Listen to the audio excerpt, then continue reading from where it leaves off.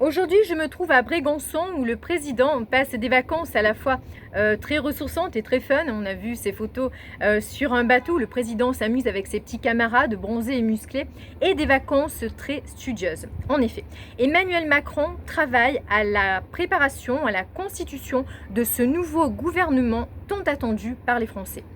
À la fin des JO, le président a déclaré: la vraie vie, c'est ce que nous venons de vivre ces dernières semaines. Et Emmanuel Macron a décidé d'en faire son nouveau mode de gouvernance. Oui, le président va s'inspirer des JO pour répondre aux problèmes des Français. Alors concrètement, comment cela va se passer? Eh bien, tout d'abord, le président a décidé de ne nommer comme ministre que des hommes et des femmes qui sont les champions, qui sont les médailles d'or dans leur catégorie. Alors, circulent déjà quelques noms. Nicolas Sarkozy, le médaille d'or des condamnations judiciaires, est pressenti pour le ministère de la Justice. Thierry Breton, médaille d'or en censure sur Internet, va probablement hériter du ministère de la Transition numérique. On parle aussi d'Olivier Véran, car même s'il a perdu aux élections législatives, eh bien Emmanuel Macron ne veut pas se priver de ses compétences. En effet, Olivier Véran est médaille d'or du mensonge, toute catégorie, et donc il va hériter d'un ministère, n'importe lequel fera l'affaire.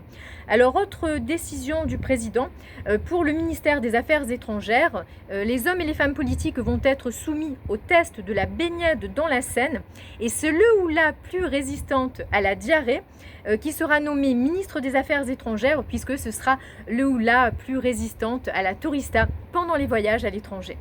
Autre décision forte d'Emmanuel Macron, eh bien le président a décidé de surfer sur la véritable vague de solidarité et d'union nationale qui a été suscitée par ces JO pour prendre tous les comptes d'épargne et tous les comptes bancaires des Français, et ainsi il va régler définitivement le problème de la dette.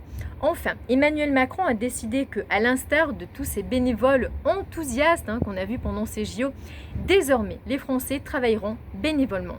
Eh bien on le voit, le message est fort, le message est clair. Emmanuel Macron veut une France de vainqueurs, il veut une France qui gagne, et ce sont de grands jours de liesse qui nous attendent. C'était Trampoline de Merdian pour Conneries Virales TV.